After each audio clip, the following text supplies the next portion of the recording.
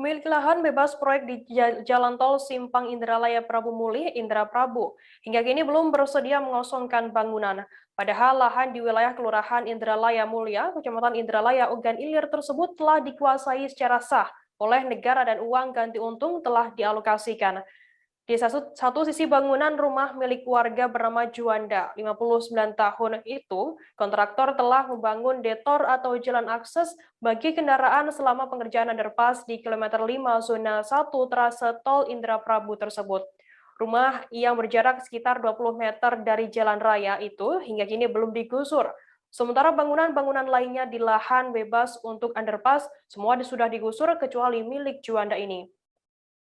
Untuk detail informasinya saat ini akan dijelaskan oleh wartawan dari Tribun Sumsel, ada Agung Dipayana. Selamat siang, Agung. Ya, selamat siang Firda dan Tribuners. Agung, bisa dijelaskan awal mula penggusuran bangunan untuk lahan bebas proyek underpass Tol Indralaya Prabu Mulih ini seperti apa? Ya, Firda dan juga Tribuners, dapat kami laporkan Jalan Tol Indralaya Prabu Mulih atau Indra Prabu itu dimulai konstruksi pertamanya pada Juli 2020. Nah, untuk pembangunan underpassnya sendiri di Kelurahan Indralaya Mulia, Kecamatan Indralaya, itu dimulai pada Januari lalu.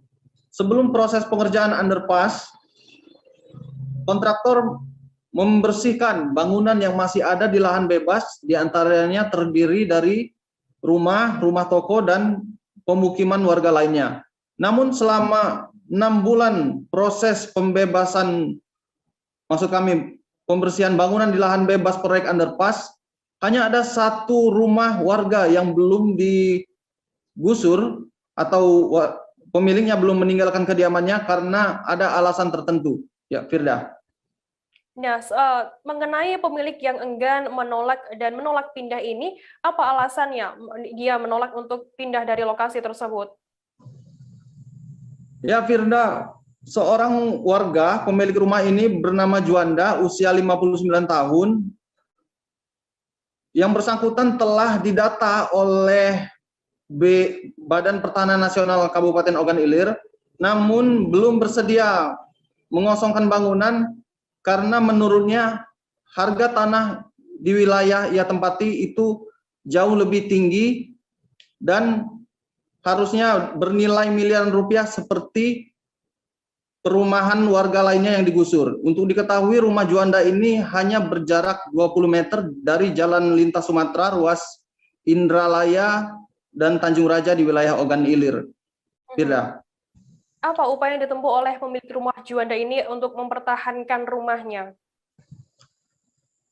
Ya, Firda, setelah didata oleh Badan Pertanahan Nasional, kemudian hasil dari data tersebut dilaporkan ke Kantor Jasa Penilai Publik atau KJPP untuk kemudian dilaporkan kepada Juanda. Diketahui nilai ganti untung yang diberikan kepada Juanda ini sebesar 946 juta rupiah. Namun yang bersangkutan meminta sebesar 2,8 miliar, sehingga begitu diputuskan nilai ganti untung tersebut, yang bersangkutan awalnya melapor ke Pengadilan Negeri Kayu Agung.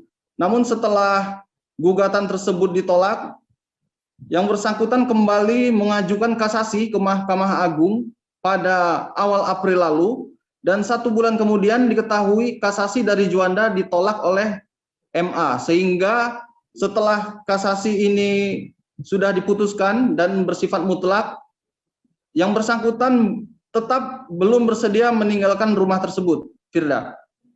Saat ini bagaimana kemudian penjelasan BPN mengenai status tanah dan uang ganti untung untuk pemilik rumah ini bernama Juanda ini? Ya, Firda, perlu kami jelaskan bahwa BPN bertugas untuk mendata luas tanah. Adapun untuk ganti untung itu ditentukan oleh KJPP. Menurut penjelasan BPN Ogan Ilir, tanah milik Juanda ini terdapat 2 bidang, di mana satu bidang berukuran 1.726 meter persegi dengan harga 600.000 per meter persegi dan di total mencapai 16 juta rupiah.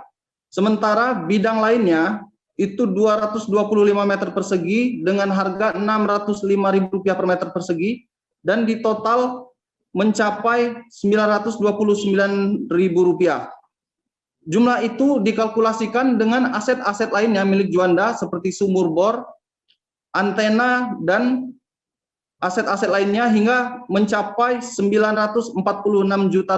Tentunya perhitungan ini berdasarkan aset rumah dan tanah yang dimiliki oleh Juanda. Firda.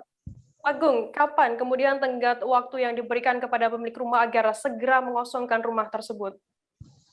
Ya, baik BPN maupun kontraktor Jalan Tol Indralaya Prabu Mulih dari Utama Karya beberapa waktu lalu menyampaikan bahwa ada batas waktu hingga minggu keempat bulan Agustus untuk pemilik rumah tersebut mengosongkan kediamannya.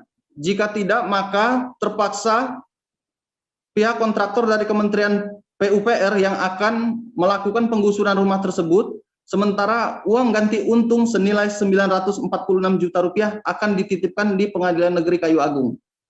Firda.